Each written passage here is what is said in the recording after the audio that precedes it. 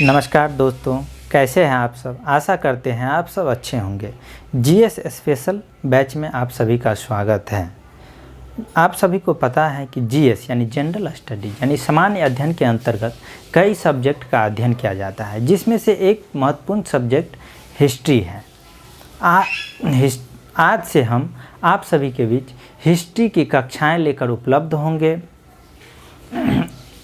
दोस्तों, एक महत्वपूर्ण जानकारी आप सबको दे रहे हैं कि यदि हमारे कंटेंट से संबंधित कोई क्वेरी, कोई क्वेश्चन या कोई आपको सुझाव देना हो तो आप कमेंट बॉक्स में कमेंट कर सकते हैं। आपके क्वेरी का हम सब द्वारा जवाब दिया जाएगा और आपका जो भी सुझाव होगा उसको हम अमल करने का प्रयास करेंगे। चलिए, सबसे पहले हम इतिहास के बारे में जानकारी हासिल कर लेते हैं। तो इतिहास कहते किसे हैं, इतिहास है क्या, हमें इतिहास के अंदर क्या क्या पढ़ना है, इतना जानकारी ले लेते हैं। उसके बाद हम देखेंगे जो एग्ज़ाम के पॉइंट ऑफ व्यू से हमें क्या पढ़ना है, हमारे एग्ज़ाम में हिस्ट्री का क्या इम्पोर्टेंस रहता है वो बाद में समझेंगे। पहले हम इतिहास के बारे में छोटा ओवरव्यू ले लेते हैं। तो सबसे पहले बात करी तो इतिहास यानी हम पहले जब बच्चे थे यानी चौथी पाँचवीं क्लास में थे तो उसमें हमसे कोई पूछ लिया करता था तो जो इतिहास किसे कहते हैं तो हम साधारण शब्दों में जवाब दिया करते थे कि इतिहास वो विषय है जिसके अंतर्गत हम अतीत में घटित हुई घटनाओं का अध्ययन करते हैं। यानी कहने का मतलब वहाँ पर था जो अतीत यानी कहने का मतलब जो समय बीत गया है, यानी जो भूत बन गया है, यानी भूतकाल का अध्ययन करते हैं। इतिहास के अंतर्गत हम किसका अध्ययन करते हैं तो भूतकाल का अध्ययन करते हैं। जैसे एग्जाम्पल के तौर पर हम देखें तो अभी क्या चल रहा है, तो अभी 2022 चल रहा है। यह अभी वर्तमान समय है और आने वाला समय 2023, 24 जो भी समय होगा वो भविष्य का समय होगा। और 2022 से पहले क्या था तो 2021, ये कौन सा समय, तो ये बीता हुआ समय है, यानी यह समय अतीत का समय है। तो इतिहास के अंतर्गत हमें सिर्फ अतीत के समय से मतलब है, वर्तमान में क्या चल रहा है, वर्तमान में क्या घटित हो रहा है, भविष्य में क्या चलने वाला है, क्या घटित होने वाला है, उससे हमें कोई मतलब नहीं है। हमें सिर्फ अतीत की घटनाओं से मतलब है। तो अब यहाँ पे मन में क्वेश्चन आता होगा जो क्या अतीत में घटित हुई सारी घटनाएं इतिहास कहलाती है, तो नहीं, ऐसा नहीं है। हम अब यहाँ पे इतिहास का थोड़ा स्टैंडर्ड डेफिनेशन देख लेते हैं जो कि हम पहले से लिख दिए हैं, आप सब इसे नोट कर लेंगे। इतिहास एक ऐसा ग्रंथ है जो हमें अतीत में निश्चित रूप से घटित घटनाओं की जानकारी देता है। कहने का मतलब इतिहास एक ऐसा ग्रंथ है जो हमें अतीत में निश्चित रूप से घटित घटनाओं की जानकारी देता है। यानी कहने का मतलब जो घटना अतीत में निश्चित रूप से घटा होगा उसी को हम इतिहास के अंतर्गत अध्ययन करेंगे। अब निश्चित रूप से हम कैसे समझेंगे कि कोई घटना निश्चित रूप से घटा है या ये नहीं घटा हुआ है, उसका तो कोई प्रमाण होना चाहिए, कोई सबूत होना चाहिए, उसके बाद ना हम समझेंगे कि यह घटना निश्चित रूप से घटा हुआ है। तो हाँ, हमें अतीत में घटित हुई घटनाओं की जानकारी 3 स्रोत से मिलती है। यह 3 प्रमुख स्रोत है, पुरातात्विक स्रोत, साहित्यिक स्रोत और विदेशी यात्रियों का विवरण। तो हम इन स्रोत के बारे में थोड़ा थोड़ा ओवरव्यू ले लेते हैं कि पुरातात्विक स्रोत,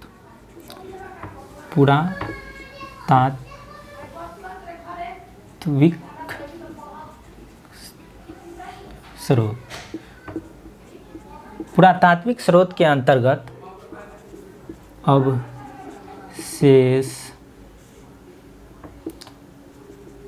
अभिलेख, स्मारक, मूर्ति,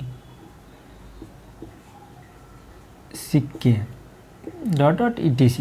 पुरातात्विक स्रोत के अंतर्गत इन सब चीज़ों को रखा गया है। अब हम अवशेष की बात करें तो अवशेष हमारे पास सबसे प्राचीन अवशेष जो है पाषाण युग का अवशेष, उसके बाद सिंधु घाटी सभ्यता, वैदिक सभ्यता, इस सब का अवशेष प्राप्त है।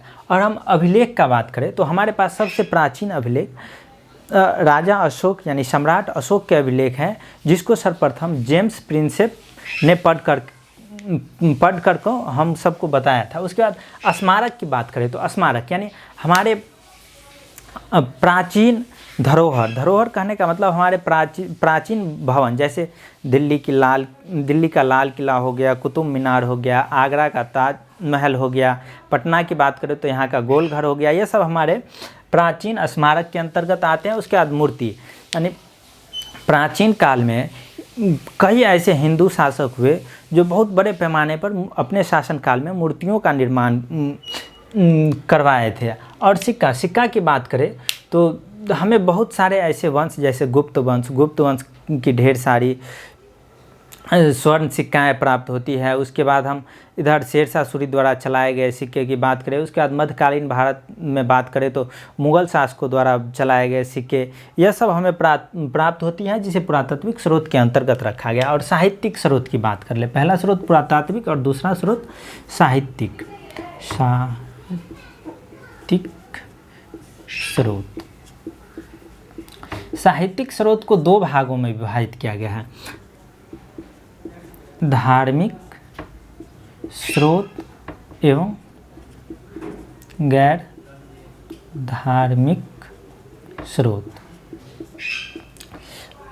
धार्मिक स्रोत के अंतर्गत उस ग्रंथ को रखा गया है जो धर्म से संबंधित है, जैसे महाभारत हो गया, रामायण हो गया, ये सब महाभारत, रामायण, ऋग्वेद, अथर्ववेद, यजुर्वेद, ये सब धार्मिक ग्रंथ हो गया, इसे धार्मिक स्रोत के अंतर्गत रखा गया है। जबकि गैर धार्मिक स्रोत जो है यह किसी राजा के जीवनी या किसी राजा के दरबारी कवि द्वारा लिखा गया उस समय के शासन तंत्र, यह सब गैर धार्मिक स्रोत के अंतर्गत आता है। इसका बात कर ले तो जैसे विशाख दत्त द्वारा लिखित मुद्रा राक्षस, उसके बाद बात करें तो कालिदास द्वारा रचित अभिज्ञान शकुंतलम, वान भट्ट द्वारा रचित हर्षचरित, ये सब हो गया गैर धार्मिक स्रोत के अंतर्गत। उसके बाद तीसरा स्रोत जो होता है वो होता है विदेशी यात्रियों का विवरण।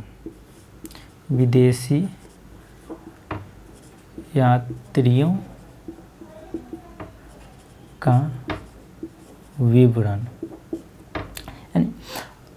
प्राचीन काल से ही कई शासकों के दरबार में कई देशों से कुछ विदेशी यात्री भारत भ्रमण करने आए और वो अपना कीमती समय भारत में बिताए और उन्होंने अपने यात्रा वृत्तांत के अंतर्गत उस समय की भारत की स्थिति का वर्णन किए हैं।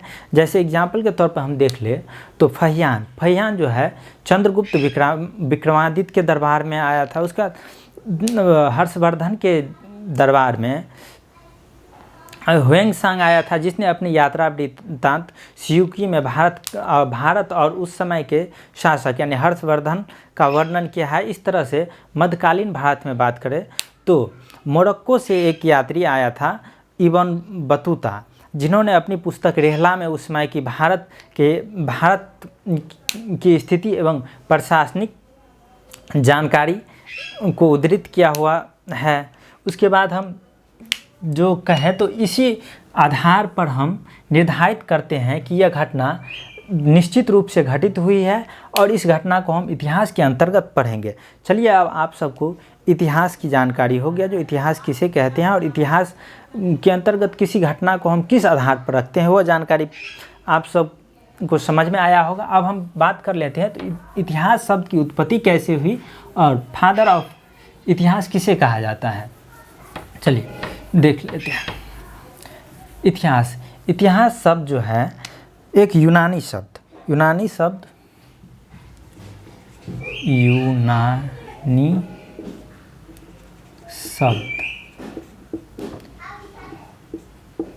हिस्टोरिया,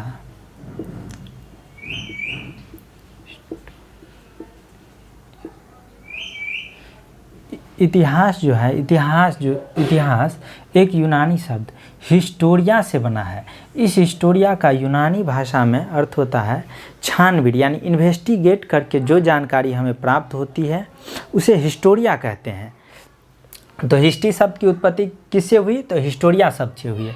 और सर्वप्रथम एक यूनानी दार्शनिक हेरोडोटस ने सर्वप्रथम हिस्टोरिका नामक पुस्तक लिख करके हमें अतीत में हुई घटनाओं की जानकारी दी और यह काम सबसे पहले हेरोडोटस ने किया। इसलिए हम हेरोडोटस को फादर ऑफ हिस्ट्री कहते हैं। यानी कहने का मतलब इतिहास का पिता हेरोडोटस, सही से लिख देते हैं, हेरोडोटस। इन्होंने एक पुस्तक हिस्टोरिका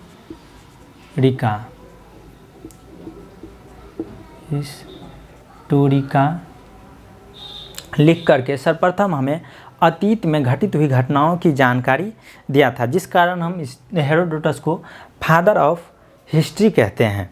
चलिए अब हम हिस्ट्री के बारे में जान लिए कि हिस्ट्री के पिता किसे कहा जाता है, हिस्ट्री शब्द की उत्पत्ति कैसे हुई है, हिस्ट्री का डेफिनेशन जान लिया। अब हम एग्ज़ाम के दृष्टि से देखते हैं कि इतिहास के अंतर्गत हमें क्या क्या पढ़ना है। तो एग्ज़ाम की बात कर ले, जैसे one day exam, railway, SSC GD हो गया, आरपीएफ हो गया, और विभिन्न स्टेट सरकार द्वारा आयोजित कराए जाने वाले एग्ज़ाम का सिलेबस देखें तो उसके अंतर्गत अधिकतर एग्ज़ाम में सिर्फ भारत का इतिहास दिया गया है। इसलिए पहले हम भारत के इतिहास का अध्ययन करेंगे, उसके बाद विश्व के इतिहास का अध्ययन करेंगे। अब बात करें हम भारत के इतिहास का, तो हमारे इतिहासकारों ने भारतीय इतिहास को 3 भागों में विभाजित किया है। उनका कहना था कि हमारे अतीत में 3 प्रकार के शासन चले। इसी आधार पर उन्होंने भारतीय इतिहास को 3 भागों में विभाजित किया। तो देख लेते हैं, भारतीय इतिहास, इसे 3 भाग में विभाजित किया गया है। पहला भाग प्राचीन भारत, दूसरा हो गया मध्यकालीन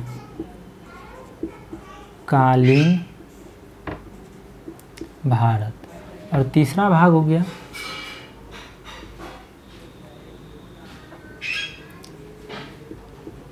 आधुनिक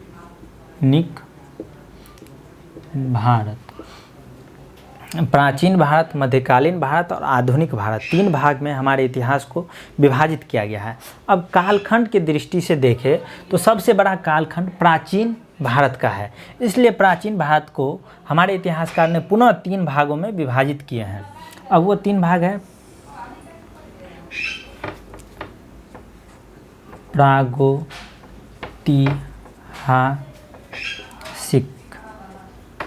प्रागैतिहासिक काल,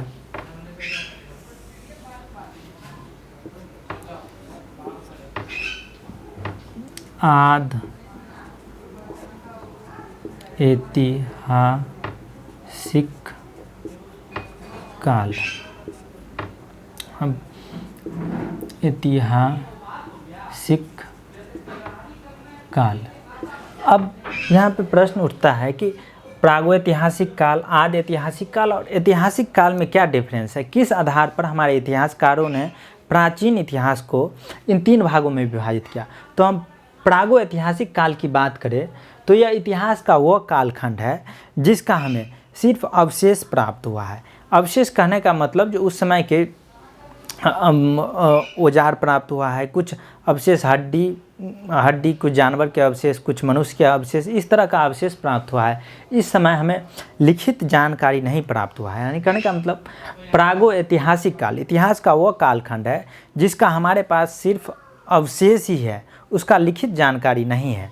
अब आदि ऐतिहासिक काल की बात करें तो आदि ऐतिहासिक काल इतिहास का वह कालखंड है जिसका हमें अवशेष भी प्राप्त है और लिखित जानकारी भी प्राप्त है, पर उस लिखित जानकारी को अभी तक पढ़ा नहीं गया है। और ऐतिहासिक काल इतिहास का वह कालखंड है जिसका अवशेष भी प्राप्त है, लिखित जानकारी भी प्राप्त है, और उस लिखित जानकारी को हम लोगों ने पढ़ने में सफलता भी हासिल किए हैं।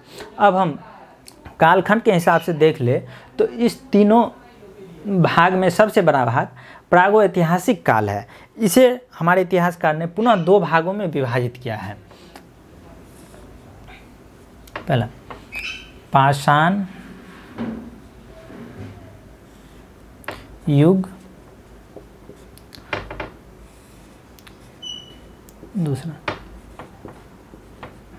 ताम्र युग। अब कालखंड के हिसाब से हम देखें तो ताम्र युग और पाषाण युग में सबसे बड़ा कालखंड पाषाण युग का है, जिस कारण पाषाण युग को पुनः 3 भागों में विभाजित किया गया है।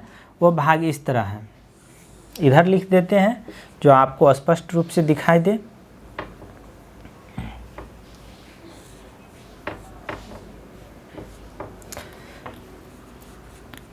पूरा पाषाण काल,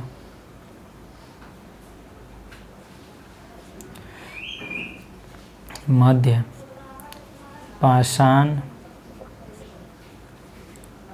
काल, नव पाषाण काल। यानी कहने का मतलब पूरा पाषाण काल को 3 भागों में विभाजित किया गया है। पूरा पाषाण काल, मध्य पाषाण काल और नव पाषाण काल। हमने प्रागैतिहासिक का विभाजन कर लिया। अब हम आदि ऐतिहासिक काल के बारे में जानकारी लेते हैं। हम पहले आपको बता दिया है आदि ऐतिहासिक काल इतिहास का वह कालखंड है जिसका हमें अवशेष भी प्राप्त है और लिखित जानकारी भी प्राप्त है, लेकिन उस लिखित जानकारी को अभी तक पढ़ा नहीं गया है। इस आदि ऐतिहासिक काल के अंतर्गत मुख्य रूप से हम सिंधु घाटी सभ्यता और वैदिक सभ्यता का अध्ययन करते हैं।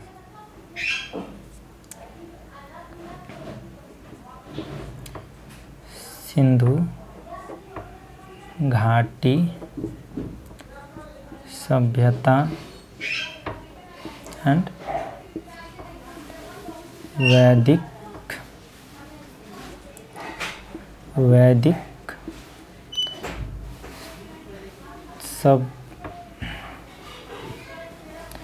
सभ्यता। आदि ऐतिहासिक काल के अंतर्गत सिंधु घाटी की सभ्यता और वैदिक सभ्यता का अध्ययन करते हैं। अब हम यहाँ पर सबसे पहले हम कालखंड यानी इसका समय यानी तिथि का निर्धारण कर देते हैं, जिससे हमें पता चले कि हम यहाँ पर कितनी पुरानी बात करना यहाँ पे हम कितनी पुरानी बात करेंगे और कब तक का बात करेंगे। तो चलिए सबसे पहले हम देख लेते हैं जो एडी और बीसी, इस दोनों में बहुत स्टूडेंट दोस्तों को जो कन्फ्यूजन रहता है, जो कन्फ्यूजन आज आपका क्लियर हो जाएगा। चलिए हम पहले देख लेते हैं अभी क्या चल रहा है। तो अभी 2022 चल रहा है। यह 2022 किस कैलेंडर के अनुसार? तो यह 2022 जो है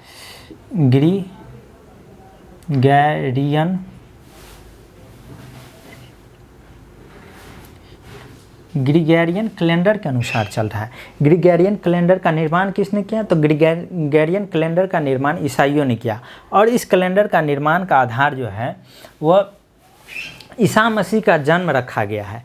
यानी ईसा मसीह के जन्म से ग्रीगेरियन कैलेंडर का प्रारंभ होता है। यानी कहने का मतलब अभी 2022 चल रहा है, तो कभी तो ऐसा भी समय होगा जब 2010 हुआ होगा, कभी ऐसा समय हुआ होगा जो 1000 ईस्वी आया होगा, कभी ऐसा भी समय आया होगा जो 500 ईस्वी आया होगा। अच्छा, यहाँ पे हम थोड़ा स्पेस कम है इसलिए हम इसको मिटा देते हैं और थोड़ा नीचे से हम इसका नीचे से देख लेते हैं। अभी 2022 चल रहा है, तो कभी ऐसा भी समय आया होगा जो कहने का मतलब 2000 ईस्वी होगा, कभी ऐसा भी समय आया होगा जो 1000 ईस्वी होगा, कभी ऐसा भी समय आया होगा जो 0 ईस्वी होगा। तो यह 0 ईस्वी वह समय है जिस समय ईसा मसीह का जन्म हुआ था। इसी 0 को आधार मान करके ग्रीगेरियन कैलेंडर का निर्माण किया गया है। यानी 0 से कहने का मतलब यहाँ पे 0 के बाद 1 2 3 4 डॉट डॉट इसी तरह से चलते हुए अभी 2022 चल रहा है। अब ऐसा तो नहीं है कि ईसा मसीह का जन्म हुआ तभी पृथ्वी पर इंसान आया और तभी से समय चलना प्रारंभ हुआ, ऐसा तो नहीं है। इससे पहले भी इंसान था और इससे पहले भी समय हमेशा की तरह गति कर रहा था। तो यहाँ पर जो है ईसा मसीह के जन्म के पहले वाला समय को यहाँ पे जो है विपरीत दिशा में चलता है। जैसे यहाँ पर 0 के बाद 1, उसके बाद 2, उसके बाद 3, उसके बाद 4, उसके बाद 5, इस तरह से समय उल्टा दिशा में चलता है। आपको बता दे तो ऐसा भी समय आया होगा जो 0 बाद 100 आया होगा, 500 आया होगा, 1000 आया होगा। फिर तो यहाँ पर हम देख लेते हैं, तो यह जो 0 है यह ईसा मसीह के जन्म का समय है। तो ईसा मसीह से जन्म के बाद वाला समय को हम ईसवी कहते हैं। क्या कहते हैं? ईसवी, या इसे हम एडी कहते हैं, यानी एनो डोमिनी। ईसा मसीह के जन्म के बाद वाले समय को एडी यानी एनो डोमिनी कहते हैं, और ईसा मसीह के जन्म से पहले वाले समय को बीसी कहते हैं। बीसी कहने का मतलब बिफोर क्राइस्ट, बिफोर क्राइस्ट,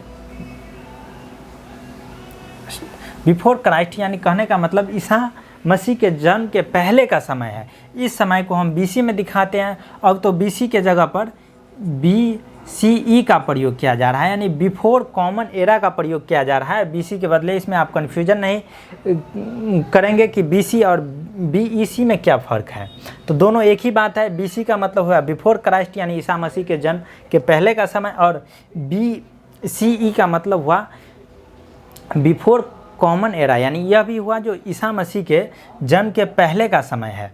तो यहाँ पे जो है, जो ईसा मसीह के जन्म के पहले वाले समय को हम BC में लिखते हैं। चलिए, अब आप सबको BC और AD में फ़र्क समझ आ गया होगा।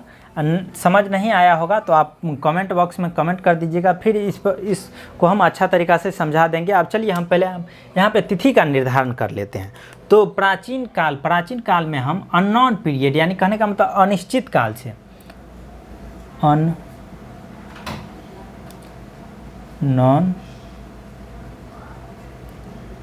पीरियड से लेकर के 712 ईस्वी तक का बात करेंगे, AD का बात करेंगे। उसके बाद मध्यकालीन भारत के अंतर्गत हम 712 AD से लेकर के 1707 AD तक का बात करेंगे। उसके बाद आधुनिक भारत के अंतर्गत हम 1707 AD से लेकर के 1947 तक यानी भारत की आज़ादी तक का बात करेंगे। 1707 से लेकर के 1947 तक का बात करेंगे। अब चलिए हम इधर समय का निर्धारण कर देते हैं।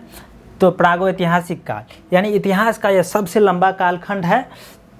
यह जो है अननोन पीरियड से लेकर, इससे अच्छा हम इस युग पर हम समय का निर्धारण कर देते हैं ताकि आपको अच्छी तरह से समझ आएगा। चलिए हम पहले पुरापाषाण काल की बात कर लेते हैं। पुरापाषाण काल जो है ये अननोन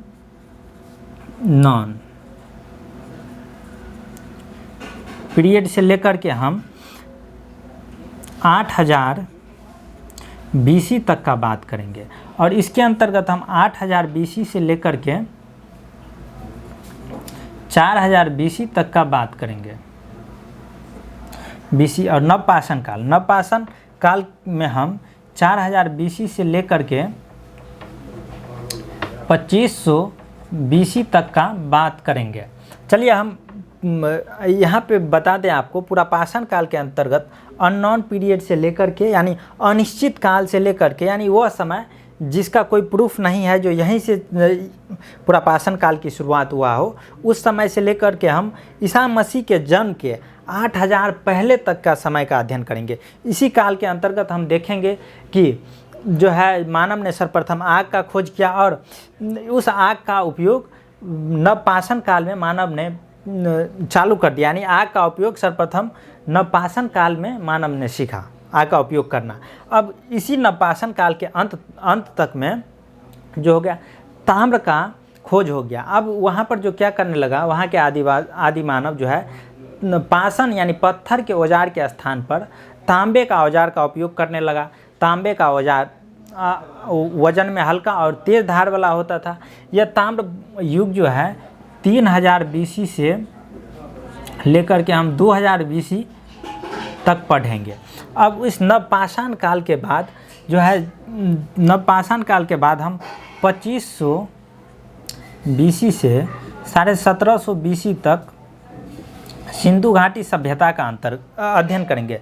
सिंधु घाटी सभ्यता को ही कांस्य युगीन सभ्यता कहा जाता है, क्योंकि जब ताम्र युग का अंत हो रहा था, ताम्र युग अपने पतन के स्थान पर था, उसी समय जो टीन का खोज किया गया और टीन और तांबे को मिला करके एक नया औजार यानी कांस्य का औजार निर्माण किया जाने लगा, जो तांबे से अत्यधिक मजबूत और अत्यधिक हल्का और अत्यधिक धार वाला होता था, जिस कारण हम सिंधु घाटी सभ्यता को कांस्य युगीन सभ्यता भी कहते हैं, क्योंकि सिंधु घाटी सभ्यता के अंतर्गत बहुत बड़े पैमाने पर कांस्य से बने औजार का उपयोग किया गया। अब सिंधु घाटी सभ्यता के बाद हम वैदिक सभ्यता जो है 1500 BC से लेकर 600 BC तक वैदिक सभ्यता का अध्ययन करेंगे। और वैदिक सभ्यता के बाद हम ऐतिहासिक काल यानी 600 BC से लेकर के 712 AD तक अध्ययन करेंगे। ऐतिहासिक काल के अंतर्गत हम 600 BC से लेकर के 712 AD तक अध्ययन करेंगे। यानी कहने का मतलब ईसा मसीह के जन्म के 600 वर्ष पहले से लेकर के ईसा मसीह के जन्म के 712 वर्ष बाद तक का अध्ययन करेंगे। अब आप सब यहाँ पर देखेंगे कि इस प्राचीन काल के अंतर्गत जितने भी शासक हुए, सभी शासक हिंदू शासक हुए और इन शासकों द्वारा हिंदू विधि एवं रीति रिवाज से भारत में शासन किया गया।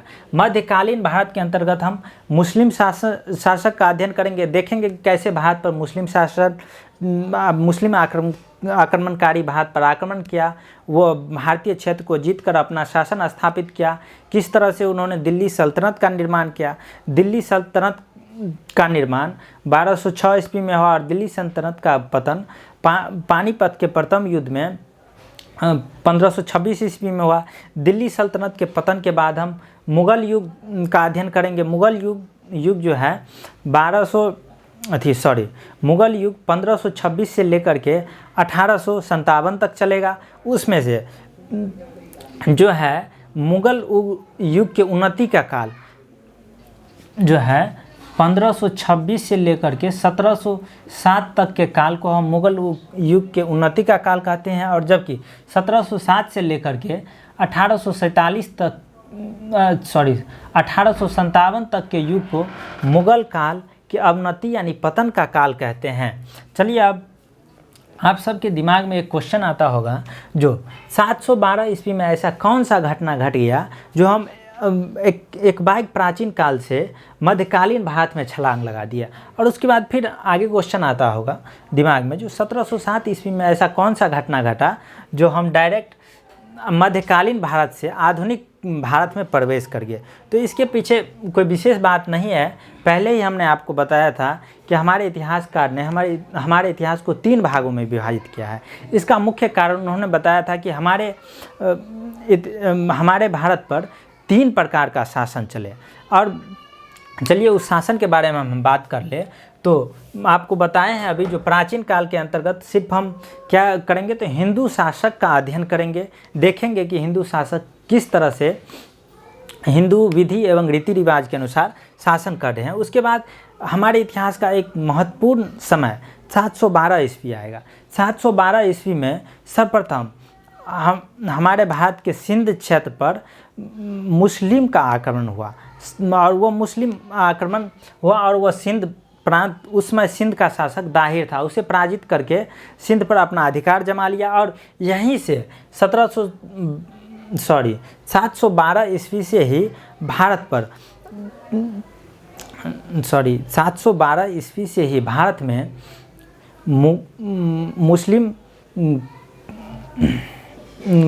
मुस्लिम शासन का उत्पन्न हुआ, और यहाँ से मुस्लिम शासन जो है अपना पांव पसारना प्रारंभ कर दिया। और यह लगभग कहने का मतलब 1000 वर्ष, यानी 712 ईस्वी से लेकर के 1707 लगभग 1000 वर्ष तक भारत पर अपना शासन स्थापित किया।